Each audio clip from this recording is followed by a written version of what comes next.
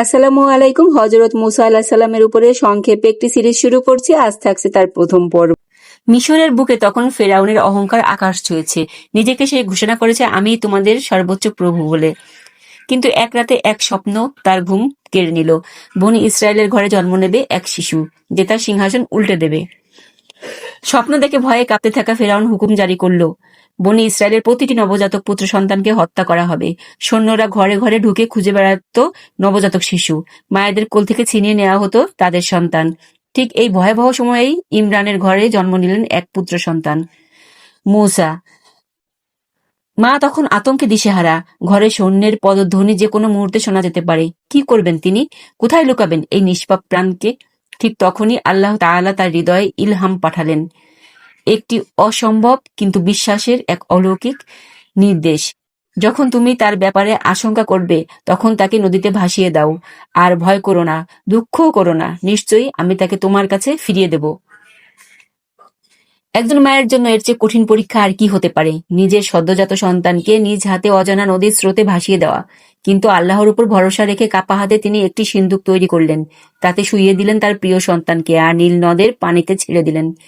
সিন্দুকটি ভাসতে ভাসতে চলল স্রোতের টানে। মায়ের হৃদয় তখন হাজারো দুশ্চিন্তায় ভারাক্রান্ত। তিনি মূসার বোনকে পাঠালেন সিন্দুকটির পিছু নিতে, দূর থেকে লক্ষ্য রাখতে সন্তান কোথায় গিয়ে ঠেকে।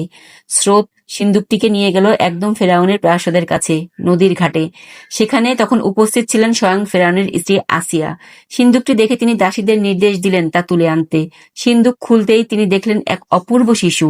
মুহূর্তে তার হৃদয়ের মমতা জেগে উঠল। যে ফেরাউনের হুকুমেই এই শিশুর মতো হাজারো নিষ্পাপ প্রাণ কেড়ে নিয়ে হচ্ছিল, সেই ফেরাউনের ঘরেই আশ্রয় পেল মূসা আলাইহিস সালাম।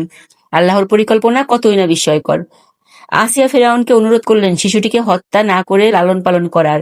তিনি বললেন, এ আমাদের ও তোমার জন্য নয়নের শীতলতা হতে পারে। একে হত্যা করো না, হয়তো এ আমাদের উপকারে আসবে। এদিকে দুধপানের জন্য কোনো ধাত্রীর দুধ শিশুটি গ্রহণ করছিল না।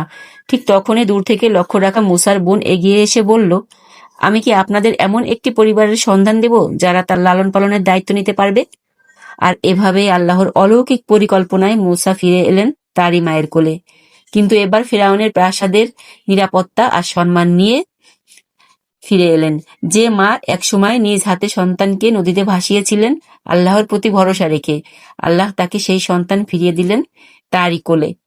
আল্লাহর উপর ভরসা রাখলে তিনি এমন পথে সমাধান করে দেবেন যা আমরা কল্পনা করতে পারি না।